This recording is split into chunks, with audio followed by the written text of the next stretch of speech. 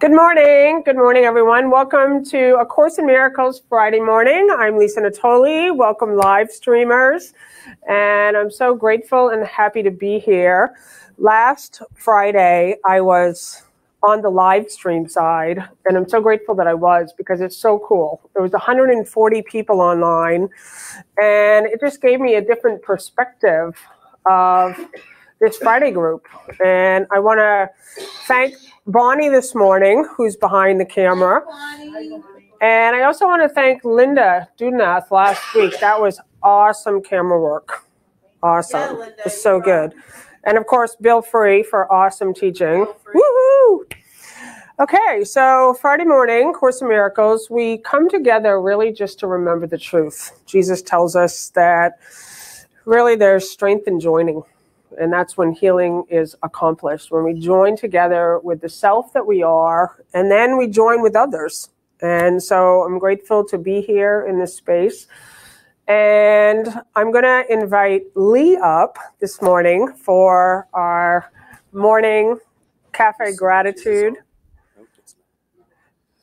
And Lee, I have to share this. I have on a brand new pair of jeans this morning. And Lee came up to me and he whispers, he goes, I don't want to be fresh. I don't want to be fresh, but I can tell you have new jeans on, and I had this sticker all the way on the back.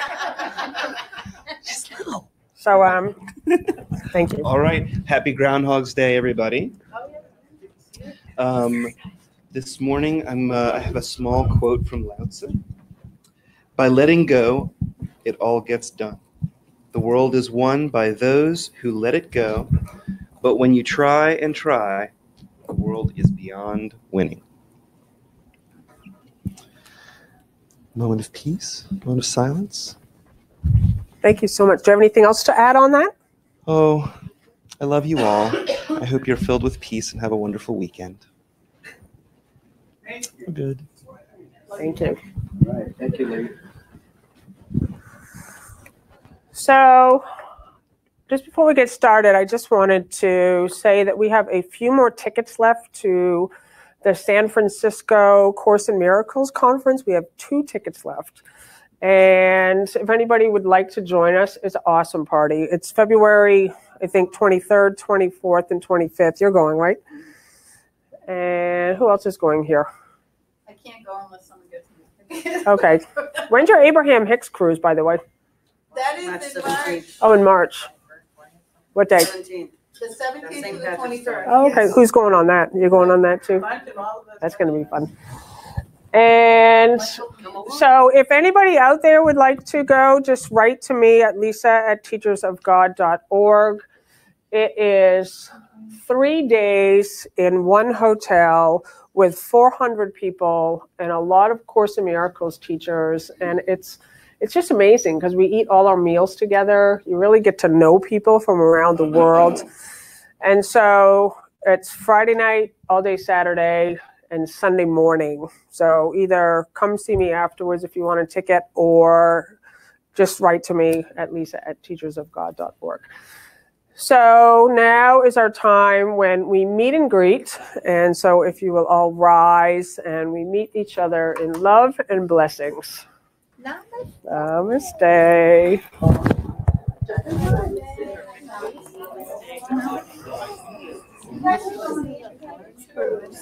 Turn myself.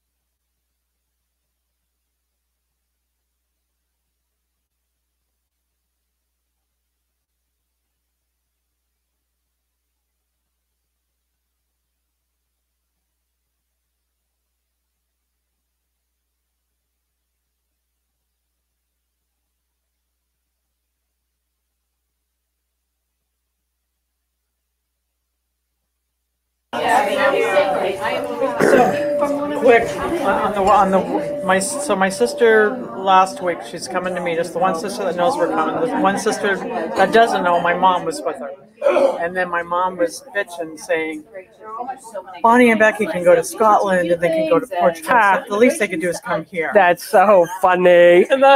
They didn't know you were showing up. That's funny. Okay. In my town. All right, guys. They're like, Love fest is over. Love back to see. Say good morning. Okay. Good morning. So I'm Lisa Natoli, and this morning I'm going to be looking at Workbook Lesson 25 and Workbook Lesson 26 in A Course in Miracles. I'm doing the Workbook Lessons again this year with the new CE edition of A Course in Miracles. And I came upon just some cool ideas in those two lessons that I wanted to share today. And I'm going to be doing a writing meditation exercise this morning. So I have paper for everybody I'm going to pass out. For you guys on live stream, you need something to write with and a piece of paper. And I just love how practical A Course in Miracles is. It literally is going to show you the way that you think. And then you get to choose. You get to choose. Do you want to continue thinking these thoughts? And we have really not been trained to watch our thoughts. We've been taught to believe our thoughts. We've been taught to listen to our thoughts. And so we come to this place when we recognize that you actually have a choice. You cannot have two thoughts in the same place. It is physically impossible. You cannot be critical and be grateful at the same time. Let me see you do it. You can't do it. It's not possible. So Jesus tells us in A Course in Miracles that there's two thought systems, and one is love and one is fear, and only one is real.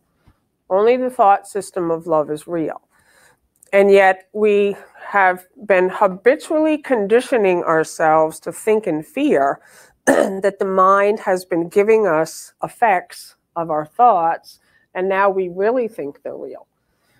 And so now we have been given a mind training program called A Course in Miracles that takes us from the place where we believe we are as bodies in a world of separation, and it leads us back home. It leads us back within.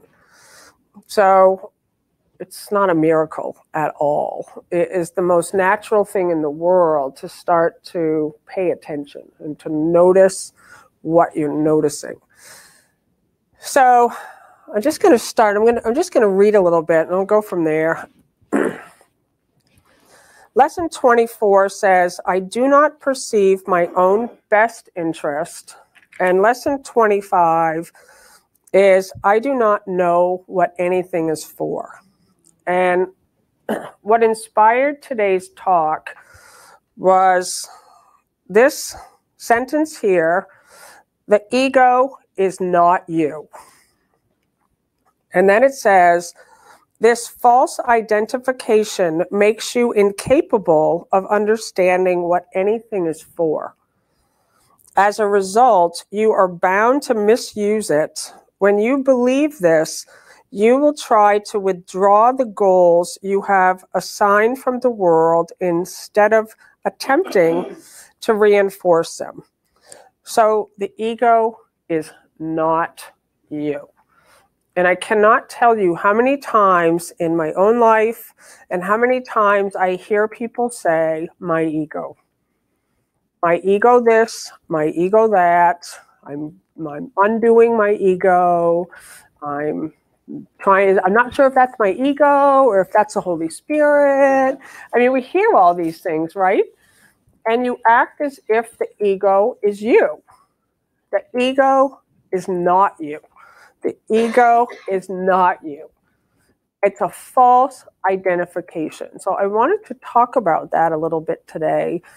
And I wanted you to just see it. I want you to see, because I've also heard you have to make friends with the ego. You have to love the ego. Like some people will say, you can't just push the ego aside. The ego is part of what you are. So now you're making separation. So the mind is very clever in all of these kind of mind games that we play with ourselves. And even I, in the 40-day program, it's so interesting when you try to use language to describe some of these ideas. I can never get it right. As close as I can get to describing something as a teaching tool, it's never the ultimate truth. So one of the things that I did in the 40-day program was to break up with the ego. You can't break up with the ego. It's not you. But to really just say, okay, I'm going to look at things in whatever way I possibly can to let it go, then that can be useful. So I wanted to just give you an example, and then we're going to get into the writing exercise. So who here as a child played make pretend? Everybody, right? Everybody played make pretend as a child. So I'm just going to use an example of make pretending that you're Batman, okay? And you have a cape, and you pretend that you're Batman. And another thing people make pretend is that they're sick. You play doctors, right?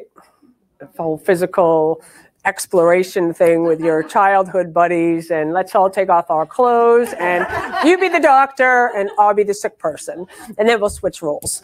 And that's what we do. And we don't want to get caught by the parents. But what happens is when the game is over and you hear your parents yell, ice cream, my mom used to take us to Dairy Queen, the game just drops. You're no longer the doctor, you're no longer Batman, you're no longer the sick person. Game over, right? Or when you're on the playground. I remember when I was in the first and second grade and third grade, it was in the 70s, and we used to play Charlie's Angels, and I was always Sabrina. I was always the smart, sensible one, and we'd all be out there hiding behind the bushes with our fake guns and running around. But then the bell would ring. Recess would be over, and I'm not Sabrina anymore. And yet, what we have done as children is we have discovered as little kids that there are certain behaviors that either keep you safe or get your needs taken care of. And I'm thinking of a story with my sister. When we were, I don't even know how old we were maybe 3, maybe. And my mom was inside, involved in your mind. So you just think of some situation. It can be health or money or anything at all. A situation that's unresolved in your mind. And then it invites you to think about all the outcomes that you would like to happen in this situation. And what Jesus is showing us as a teacher is that you actually have outcomes that conflict with each other. You don't know the outcome that would actually make you happy. The mind's crazy. The mind is just going to keep you in this loop of like, oh yes, we have a solution for this. Oh, you're sick. Oh, here's what you can do. Here's what you can do. Here's what you can do. Oh, you have no money. Oh, you don't know your purpose. Oh, blah, blah, blah, blah. And so when you see that, you see like, oh my God, I'm insane. But you're not insane. The program's insane. And so you start to see the difference between the two, and you literally can walk away from it. You take the cape off. You're not Batman. You're not Sabrina. You're not the sick person. You take the covers off. And the mind just, you can't do that. No, I really have symptoms. I'm really sick. Don't you see? And it's like, yeah, you're in a situation, but do you want to keep looping in the thoughts that are going to keep giving you effects, or do you want to start where you are and dedicate your mind to being the self that you are. And my experience is that those effects, which show up in your body, that show up in your external world, my experience is they take a moment to dissolve. And so the mind is then very clever, and it keeps telling you, oh, see, you're still sick. But now you've made a commitment. I am the self that God created. I am the light. I am the love of God. I am not these symptoms. I am not the story. I am not what I think I see with my body's eyes. I am the love of God. Say that.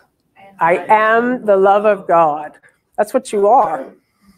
You are the light of God. I am the light of God. Say that. I am the light of God. And so all these workbook lessons are new ideas for us.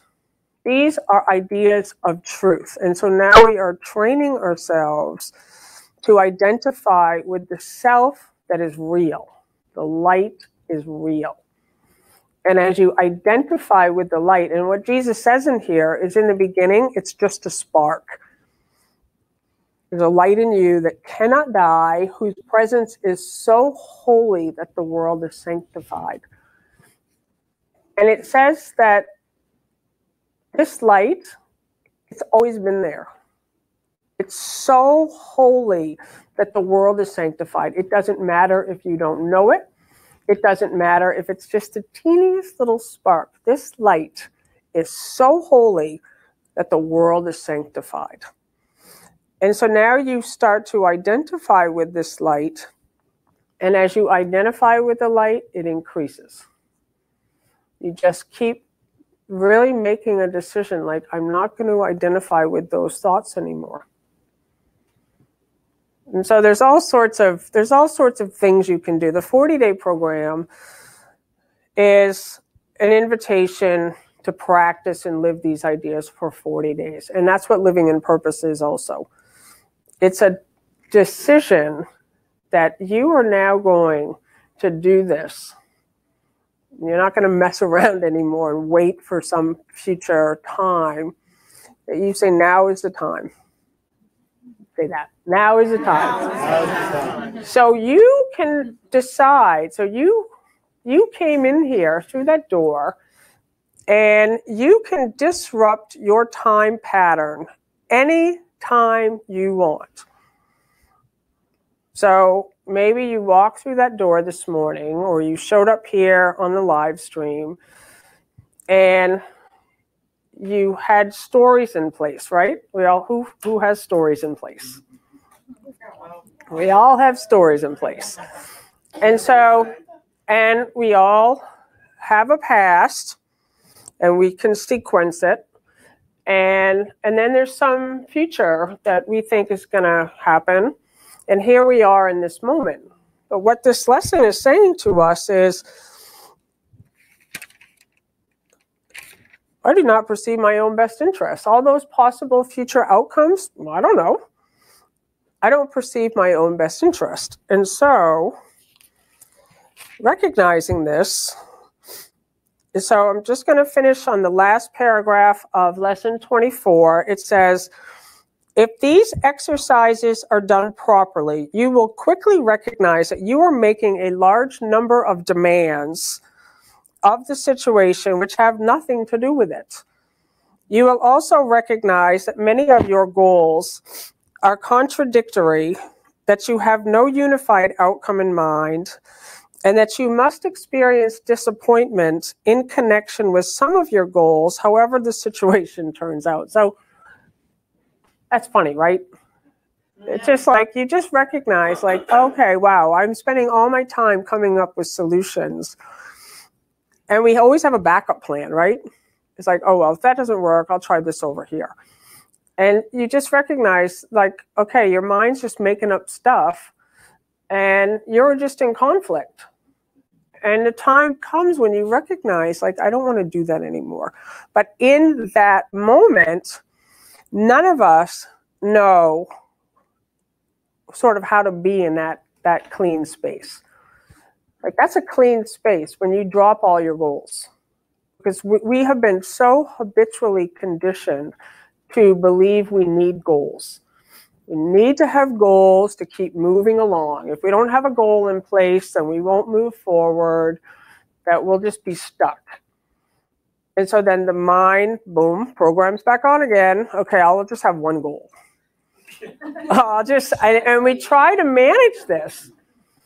And so in this Course in Miracles, it's really is a path of total trust. Like, you really have to be in a place of courage to want to just stand still and trust without a plan, without a net, with open hands, and say, here I am.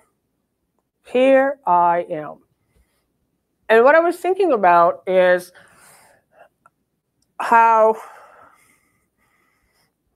I don't know how to say it. It's like more and more people that I meet don't even care about manifestation anymore. It's like the law of manifestation has just gone away. And so many people are really coming into this place when they say, I don't want stuff anymore. I only want to know who I am and to serve. I don't care about the world anymore. I don't care about what I look like. And it's more and more like I'm seeing, like, I can speak to that. Like, I don't have to water down the message like I used to think I had to do to trap people's attention. Like, oh, people are going to unsubscribe from my mailing list if I talk about God too much. And what I have found, and it's true though, I just went through my mailing list the other day, 975 unsubscribes in the last little bit. And I was like, perfect, deleted them all. Because, but out of the rest that are sticking around, they're like, all I want is to know God and to know the light that I am and to be available. That's it. I'm listening. I want only that experience. And so who's on board with that? Thank you, everybody here. And then you recognize, like, everything that you need or want for the journey is literally just given to you. So all we're recognizing in lesson 24, after covering the list of as many hoped-for goals as possible for each unresolved situation that crosses your mind, say to yourself, I do not perceive my own best interest in this situation, and then go on to the next.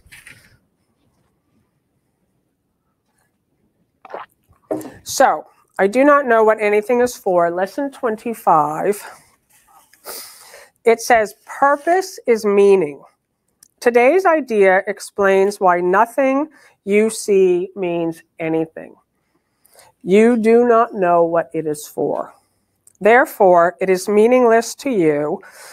And I love this next sentence. Everything is for your own best interest. Say that. Everything is for my own best interest. Everything.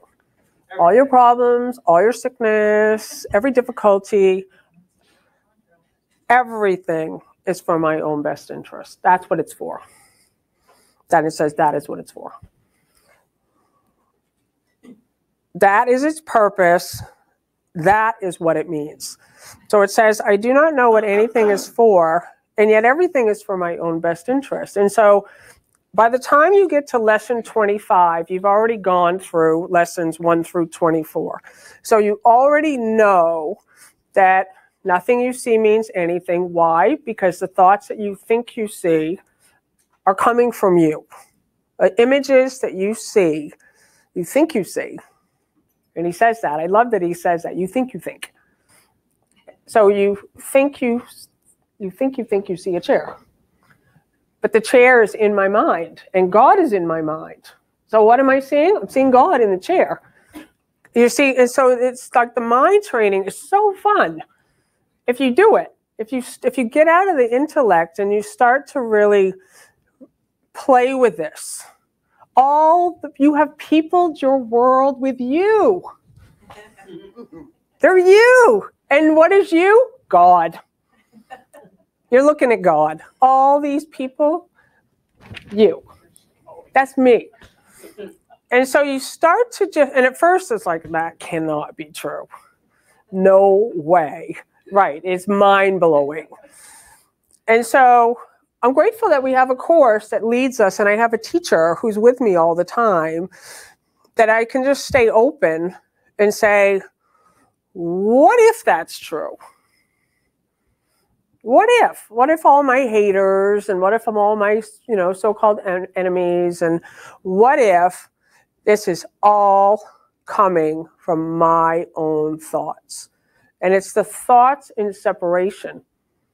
The belief that you're a body has peopled your world, fragmented it. But in truth, there's no fragmentation. And so how quick you can just come back, it's like, oh, I see.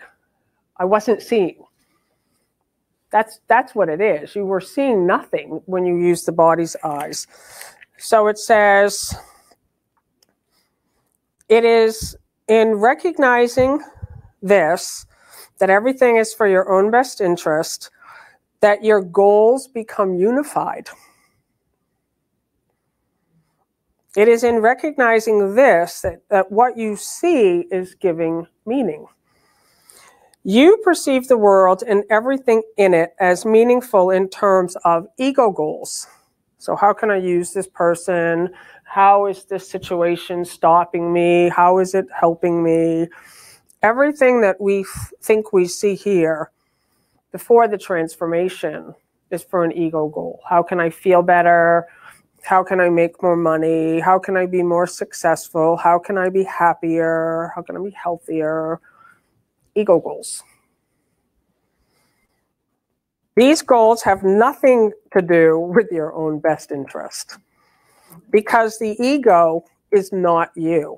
So you're trying to improve yourself, the ego, but the ego is not you. The self that you're trying to make feel better is not you. You're already whole and eternal and at peace. You're already there. And so anytime you think you're not there, you're identifying with the self that's not you. And it's just a wheel. It's just this like wheel that you never get off of. So these goals have nothing to do with your own best interest, because the ego is not you. This false identification makes you incapable of understanding what anything is for.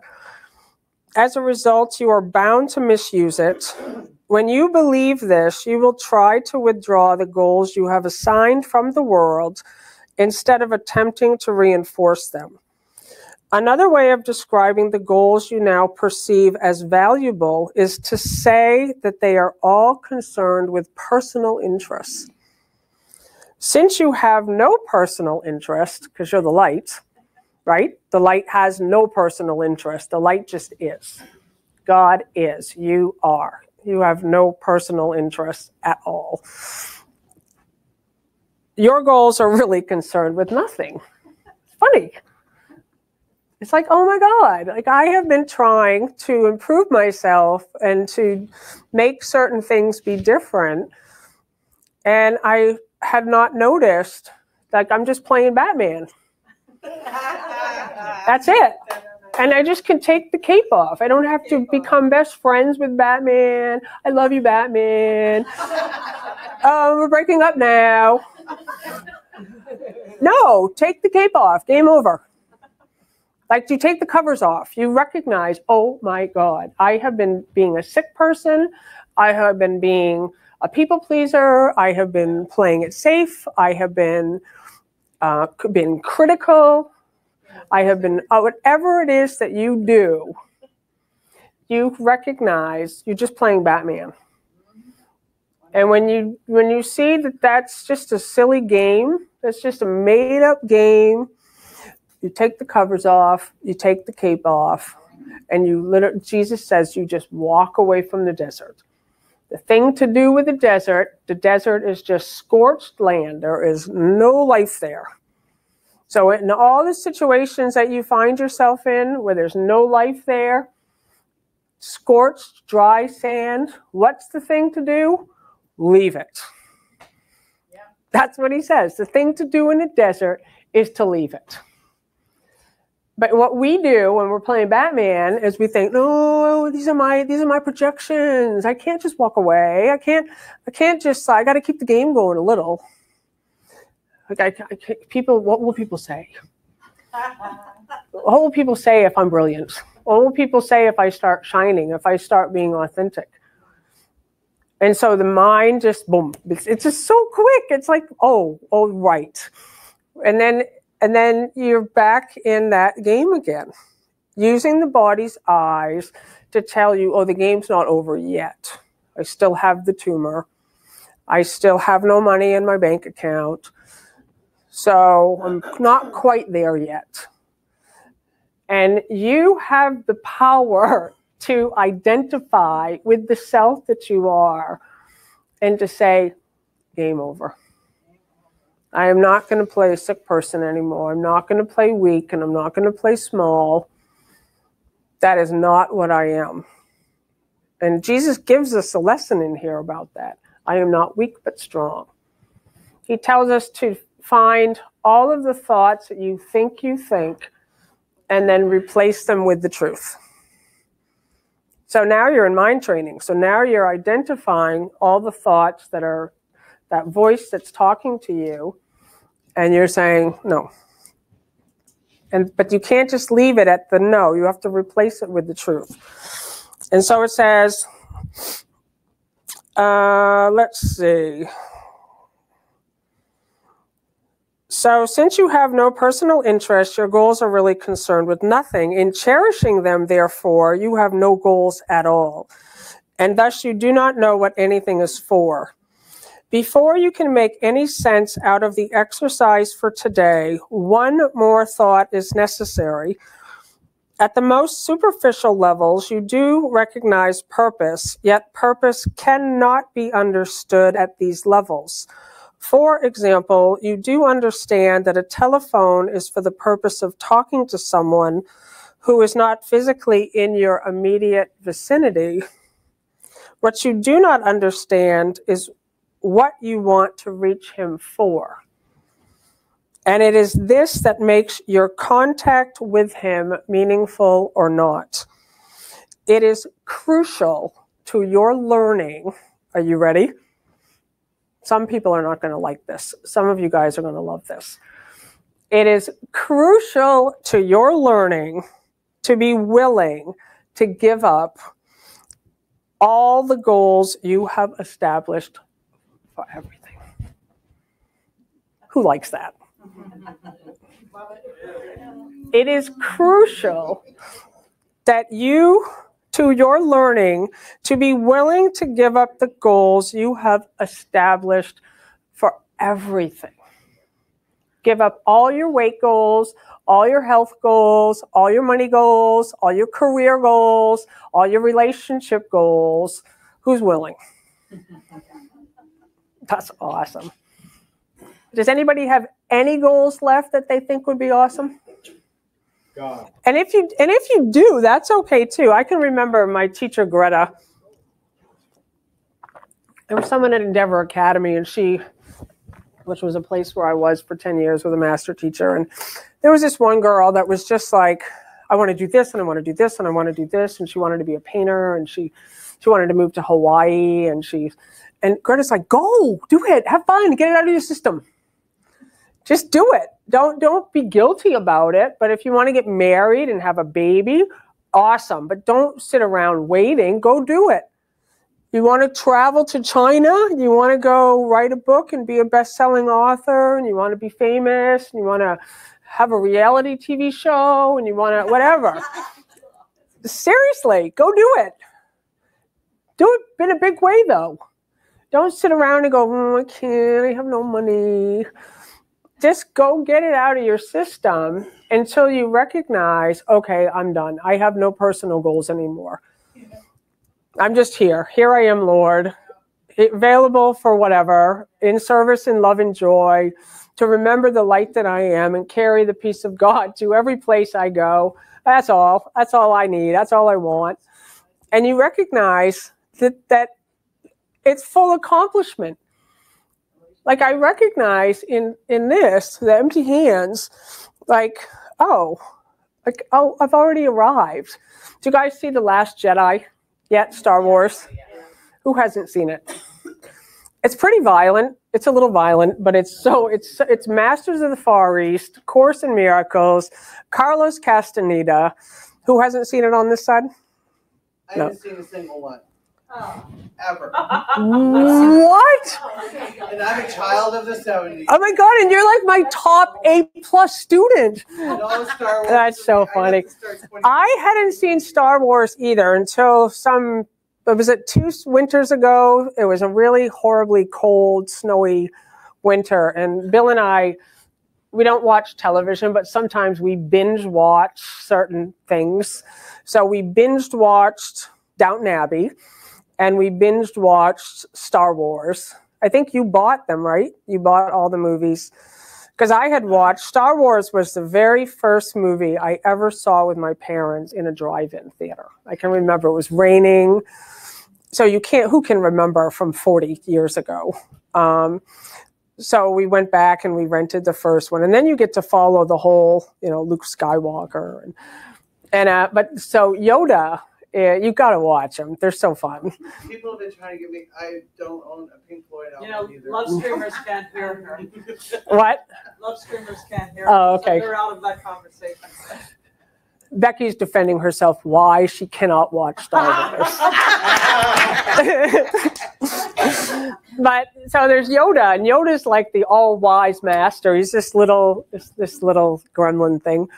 And so in this one, The Last Jedi, it's what they are is they're training you to be masters. They're training you to recognize that the power is not in the sword or in the gun, it's in your mind.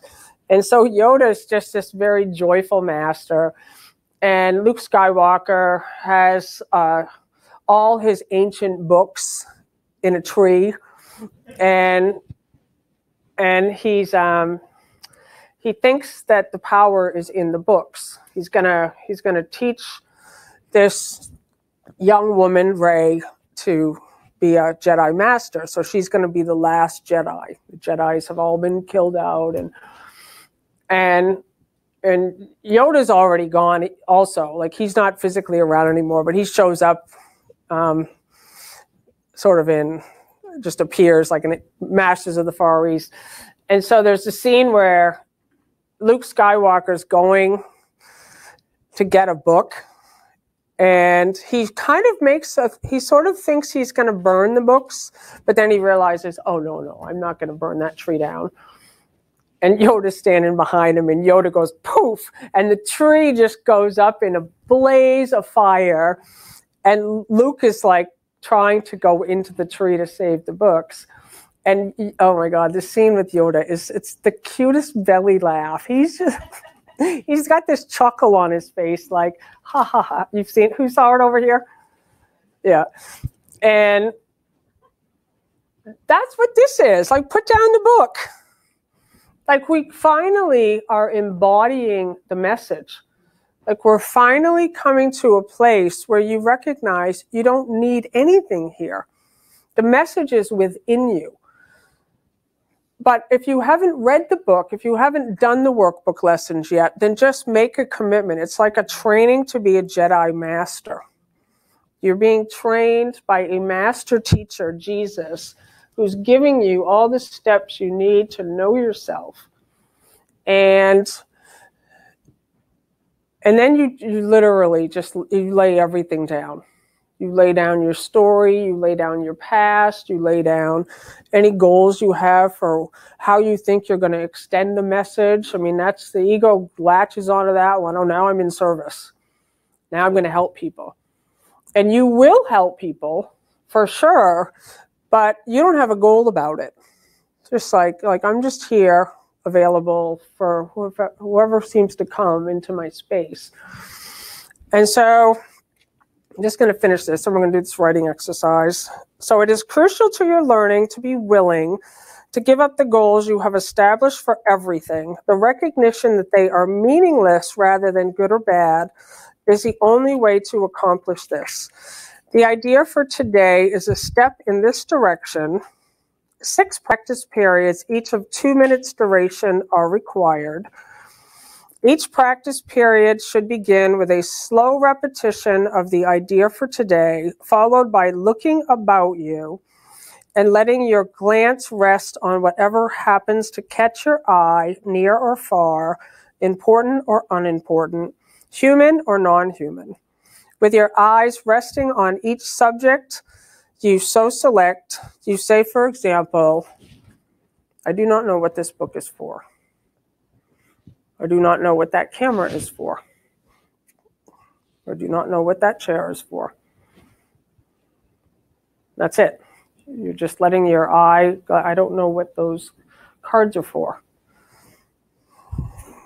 Say this quite slowly without shifting your eyes until you have completed the statement. Then move on to the next subject and apply today's idea as before. So, and then I'm just going to, one sentence out of lesson 26 that I underlined. My attack thoughts are attacking my invulnerability. A false image of yourself has come to take the place of what you are. So what we're going to do for the writing exercise is we're going to identify the false image of yourself that has come to take the place of what you are. So if we can pass out these cards, and you guys at home, just get a piece of paper.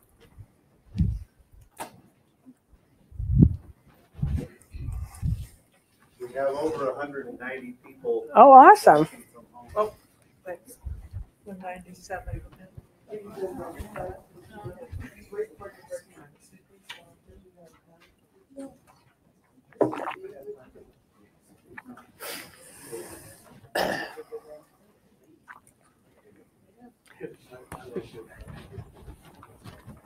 Thanks.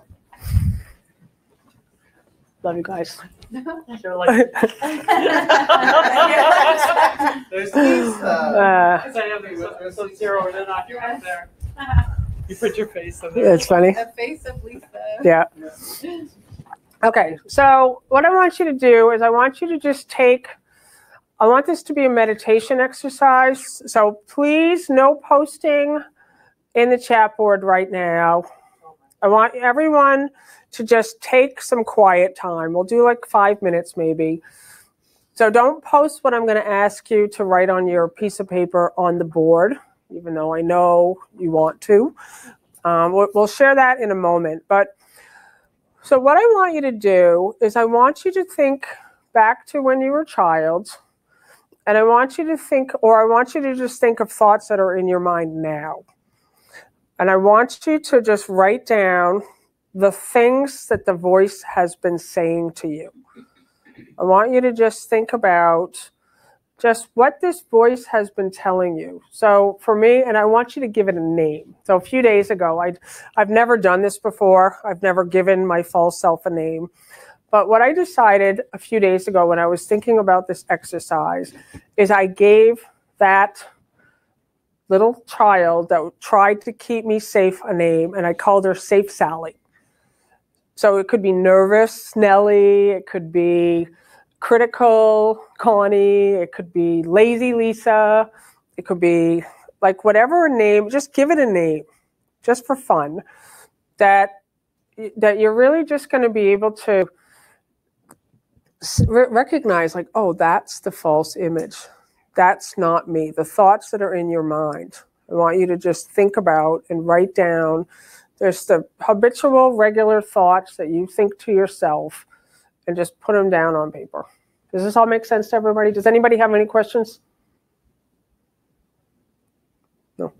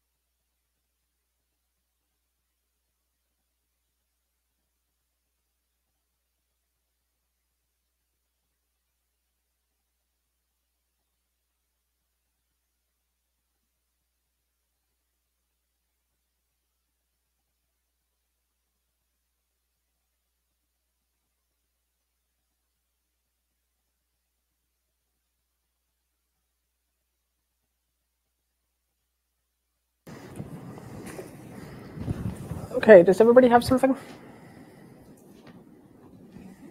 Anybody not have anything? No. Good. Yep. So, who'd like to share? Jen? Okay. Monica, you want to come up here?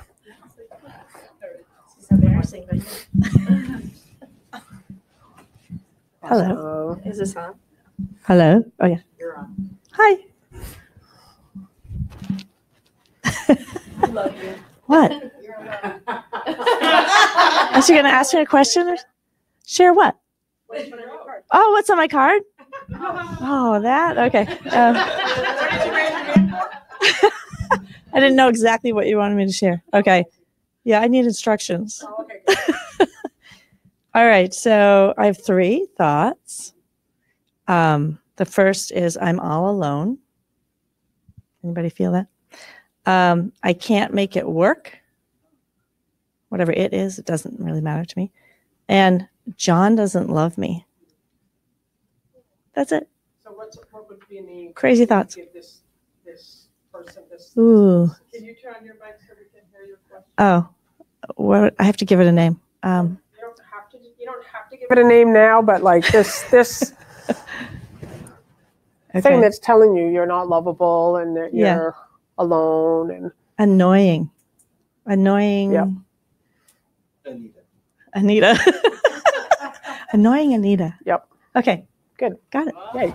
Thanks. You're welcome. So you really start to recognize, like, for me, it's been so interesting. So I'm just going to give you an example how this has been going on since, for me, the 2nd grade. 2nd grade, there has been modifications in my way of being.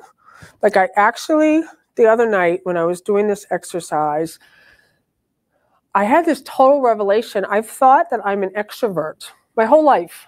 Like I'm totally social. I was given, when I was in senior year of high school, they give out, 10 different senior superlatives to 10 people. And I got one of them, most outgoing. And I'm a classic extrovert. I am brilliant in social situations. I have no problem going and being the center in the life of the party. And the other night I was like, I'm an introvert. Like I literally was remembering back to how I was as a child, and where I get my inspiration now is when I'm alone. I love being alone. I love it. I love reading books, and I love just being outside and just being quiet. And being an introvert doesn't mean that you're shy. It means that you're getting all the inspiration from within. And extroverts are energized by external. So I suddenly was recognizing, like, Safe Sally set up a persona of being the most popular girl in school. Kept me safe.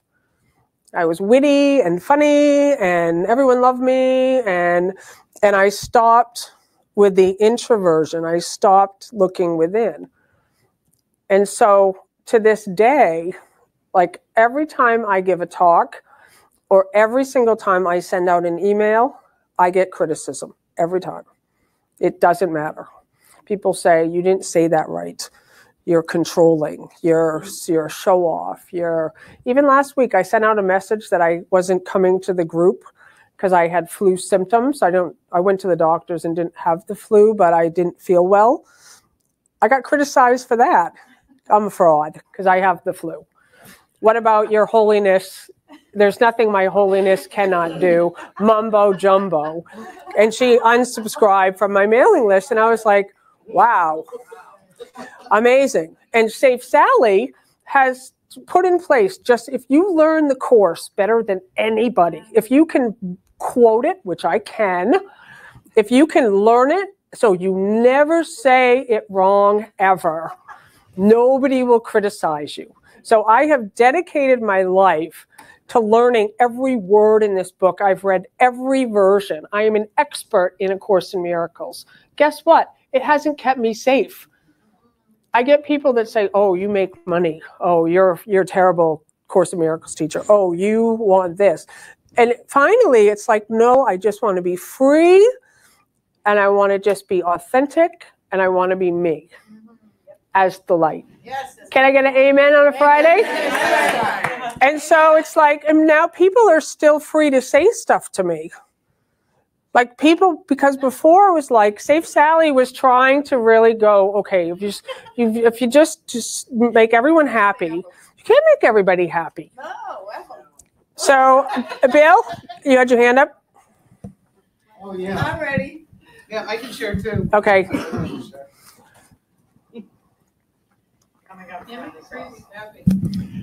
That was an interesting exercise. Oh, good. To go back to the kid, to the that was really caused me to look back at these characters that was the persona of Bill as a child. Curious kid, less than Louis. You ever felt like you were less than other Less people? than Louis. That's not popular Nellie. Superman. I mostly loved my Superman days. I'll never forget the Superman days. My younger brother Freddie and I, we used up all the towels in the house because we clothespin them around our neck and we flew around the house as Superman. I still love Superman. I love Marvel characters that are like the Hulk and Wonder Woman. Yes. Fearful Billy. I remember being fearful as a child and having this total fear. And then the one that was the most profound was the unloved child. Mm-hmm. If you had a situation where you didn't have the experience of being loved by your parents, that was a very isolated, very separate kind of an experience. Yep. And I love this exercise because, wow, I forgot about all those feelings. Mm-hmm.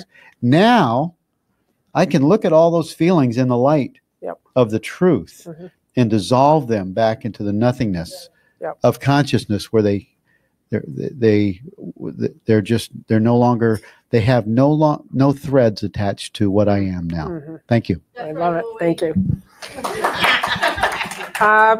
Becky, and then, but that's like amazing, because now you can see like unloved Louis or whatever, loser Louis, or what was it? Loser Louis. Yeah. Unloved child. It was less than Louis. But then you recognize like all the tricks that the ego puts in place to either get love or to not care about love. So everyone's got a different way of dealing with it.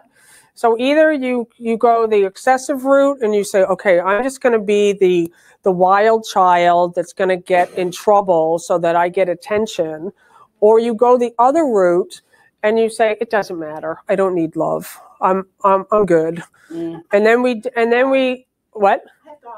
Yeah, exactly. And so we start and it's very personal. It has to be that you have to do the exercise for yourself to find out what devices, defenses, blocks, and obstacles you put as your wall and image to keep yourself okay, to keep yourself loved. Miss Lisa. Yes. Okay, my false name, you're going to like this. Okay, good. Gertie. Gertie's my false self. And I did one for now. And I did this honest. Like, boom, I just put it right down there. So this is my thoughts I have all day long from the time I get up till I go to bed. Why am I so fat? Mm-hmm. It's constant. All the time. Hundreds of times a day. Comparing myself to others always. Even this morning, I'm like, I love that shirt, but I go, yeah, I put that shirt on, I look like I'm pregnant. Mm-hmm. I look like I'm pregnant. No, you don't. Perfect. Get them skinny legs. And then, it just goes in my head all day long. So, and the other one is, why does everyone like me? Mm-hmm. I have this all the time. I'm not so great, but yes, you are. You are a son of God. Then I wrote, I am a son of God, but then I forget. Mm-hmm. I mean, we, all do this. And I, like Lisa, I've always, because everyone always says, oh, you're extrovert, you're this and that, you like being out in crowds. I don't seek it. Mm-hmm. I'm not a phone call talky person. You know how some people go, I'm on the phone all the time. I hardly ever. Yeah. Now we've got Snapchat around that a little bit. But I don't seek the social thing, but when it's time to do it, I step it up and do it. But I could stay at home and read my course and read my books and take notes and fill out cards all day long. Okay, so don't go anywhere. Okay. So this is perfect because the next lesson, which I just said, was lesson 26. My attack thoughts are attacking my invulnerability. So it's what this lesson is doing here is, so this is a different kind. It says the practice period should begin with repeating the idea for today, then closing your eyes and reviewing the unresolved situations whose outcomes are causing you concern.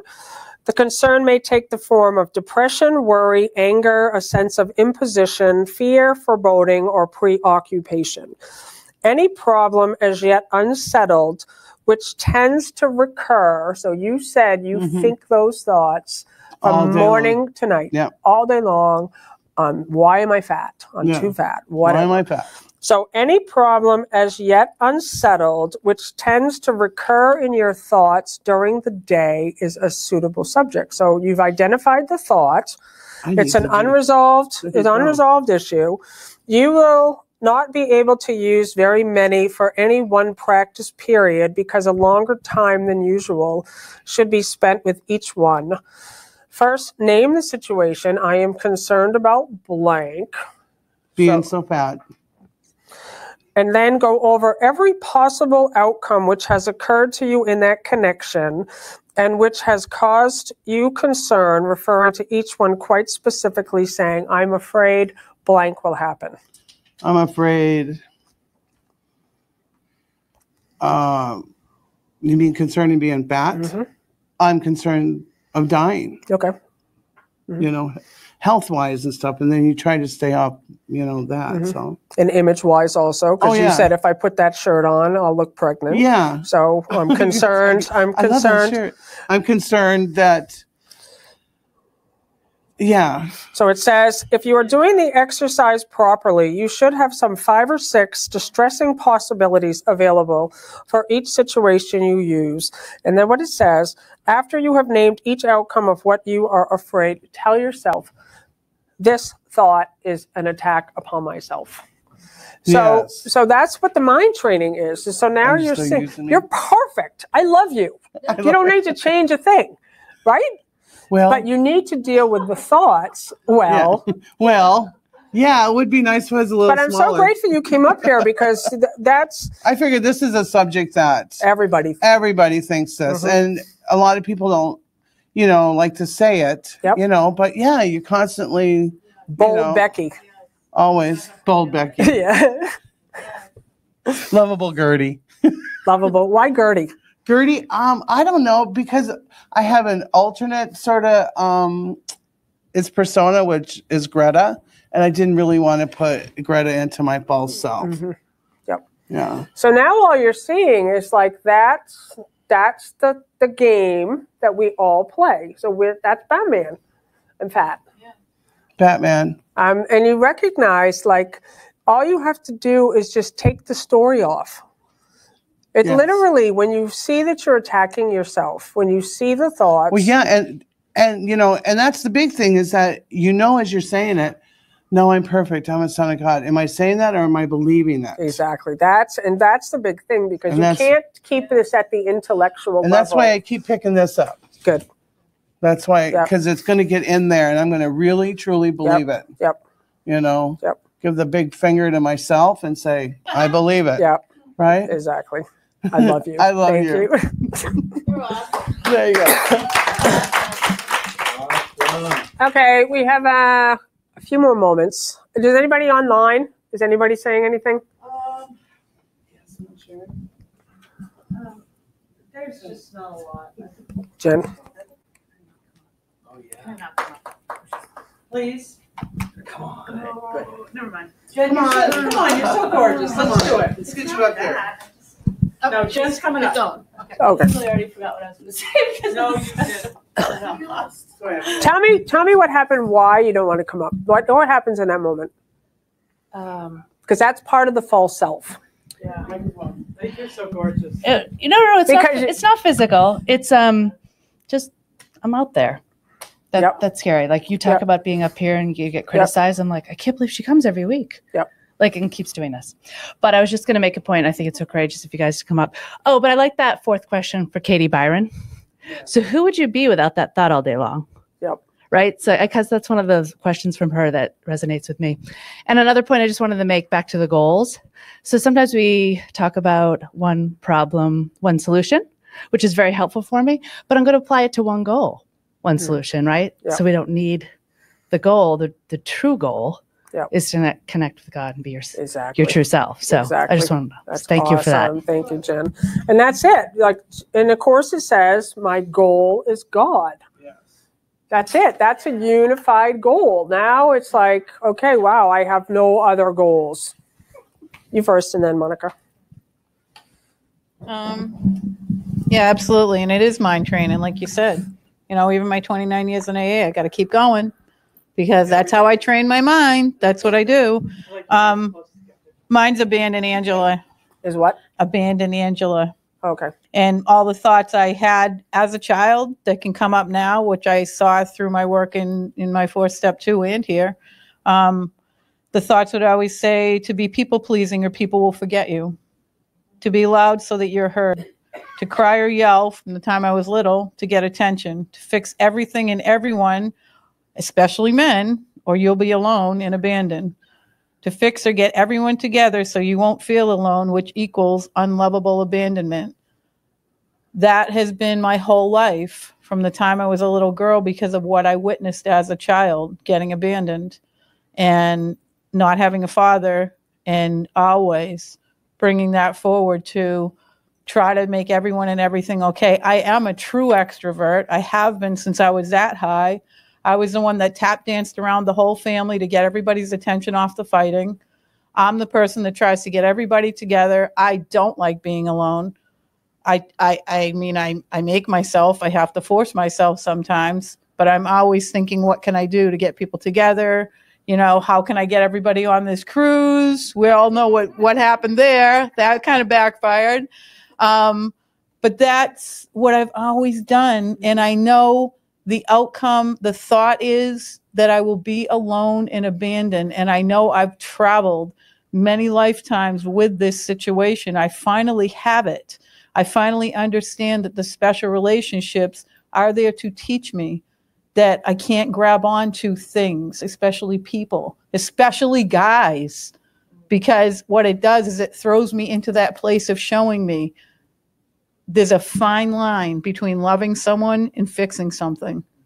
And that's the lesson that I've been learning for the past couple years.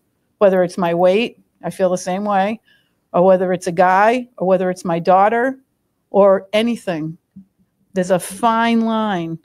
And so I have to keep coming back to source, coming back to God, coming back to source, and knowing everything is taken care of. Yep. Like you said, Abraham says, go with the flow. Yep. Stop the resistance. You have an inner guidance system. Like it says, you know, you said, do the mind training, do that book. I have done the 40 days many times, done the 6 months. I know the training is in place. I have inner guidance. And when my emotions are off, it's because I'm going up against the resistance of my source, whom I call God. God doesn't think that way. The whatever side we want to call it, the resistance side does. Exactly. Thank you. Thank you. Are we good to go a little bit past, or is it just going to end? Okay. Yeah, thank you so much for that, because I had the same thing. Like, it's that whole tap dancing for the family to make the peacemaker. Yes. That's the other thing I was the peacemaker. It was like, and I was called home during college on holidays. Like, if Lisa's in the room, everything's going to be okay. And I took that role on. Like, I'm there with a word of inspiration and what I'm discovering right now, I don't have to do any of that anymore. yesterday, I had the best time. I'm like killed my whole website. I took the blog off, the videos off, the radio show off. If anybody wants it, they're going to get an email from me now. I just decided, well, I don't need to be inspiring anybody. Like, that's a false persona. I don't need to be brilliant anymore. I don't need to do little dog tricks. I don't need to do anything. Like, and so it's like total freedom when you come into this place, and it's like, I don't even need to help anybody. People say, oh, you have a responsibility to be the light. No, I don't. I'm already the light. Monica? I just love it. Thank you. It's really amazing, though, right? Because you recognize even you teaching A Course in Miracles can become this persona, and everybody's looking up to you, and and that has to be undone too, because that's still, you are here to teach A Course in Miracles because it's inspired you so much, but there's a difference between creating a persona around it and then just being yourself. Mm-hmm. And I just love you because you're just so honest about it. It takes great courage, though, to stand here and go, yeah, no, this is true. I experienced this, and it's really who I am, because you will get criticized and because they have to kill the messenger, right? The messenger is telling you you're the light of the world, and you don't want to hear that. So sorry, but you are. You're going to be the light of the world, whether you think so or not. So that's where I came to with this, and I do this kind of work all the time, but the opposite of the thought you're teaching yourself is always the truth. Mm-hmm. It's not the criticism, it's the opposite of it. So, I'm not alone is actually the truth. Yeah. I'm not abandoned is actually the truth. God, John does love me. Yeah. Everyone loves me because I love me. Exactly. And that's really what we have to recognize, is that the lies always make you feel bad. Yeah. But when you turn it around, the truth is right there. And it's like, oh no, that's not true. Yeah. And your mind will get really smart at it after a while, and you'll be able to just go, oh, is that true? Oh, that's crazy. And you just drop it instantly. Yep. But it is work, and it's a practice. So thanks. This was a great class. Thank you. Yeah. This is like a perfect, I'm so grateful you came up, Monica, because this is a great way to end today's assignments in class, because what I wanted to invite you all to do is a February challenge, okay? So for the month of February, so it's February 2nd today, I would like for you all to just really see how you can live in joy, in gratitude. So no criticism, and I know the Super Bowl is on Sunday, so I know might be a little bit of a block there, but only for a holy instant. I actually don't criticize. I love watching these football games now, and I squeal. I get so excited. I scare the cats. And but for the month of February, for anybody who wants to give themselves a challenge of living from your true self, and I love, Monica, that you said that. So you identify the false self, the thoughts that have been running the show, and then take the cape off. Just take the covers off. Stop being a sick person. Stop being a criticizing, complaining bitch. Like, just be you. Can you be you for the month of February? The whole month. Like Emmett Fox has a 7-day mental diet, right? Where no criticizing, no complaining. When you live in this way, you really get to see the stuff come to the surface now, because when you're not practicing, it's just driving the bus. It's literally the program is running you. And so now you are stepping into mastery, where you recognize, I am not weak but strong. I am powerful. I have the power to make this decision, to live in love, to live in God, to be available for listening. And then, like, watch what happens. Like when I started, I love my morning time with my journals. And I started playing this as a game in my head. I was like, what would that girl be like? What would she, an introvert who loves reading her and riding her bicycle and going to the library and reading all the magazines and all the things that I used to love doing when I was a kid, but I stopped doing when the kids told me no one likes you. I just shut it all down. I just said, oh, I have to be available in an extroverted way to keep myself safe. What if I recognized that's just the Batman story? And it's like, no, I'm done with that now. Yeah. Like, I don't have to entertain anybody anymore. I don't have to be lovable. I am lovable. I don't need any of those little tricks anymore. And to live the month of February in that way. And then you can come and join us in A Course in Miracles in San Francisco, and we will party. You're coming. You're coming. Who else is coming? No. He's coming. I'll be there. Kelly's coming. Oh, good. So I love you all, and we'll join in a closing prayer. So if you can all stand. I love you, live streamers. Thank you, guys. See if you can make a circle. Make a circle.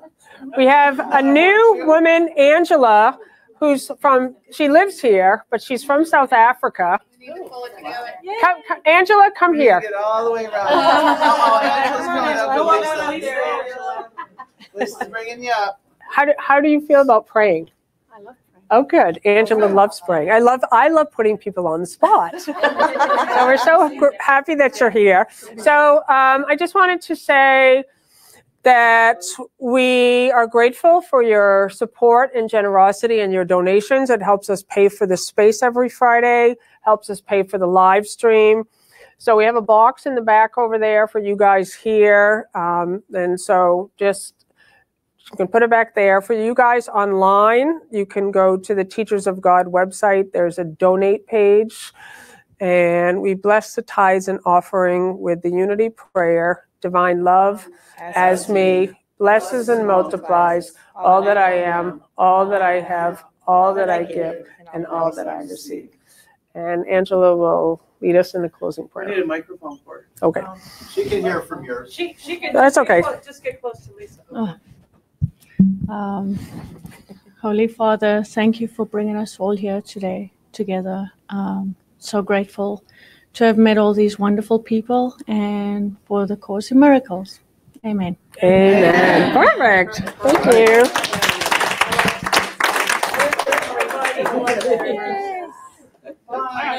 Thank you so much. Where do you live?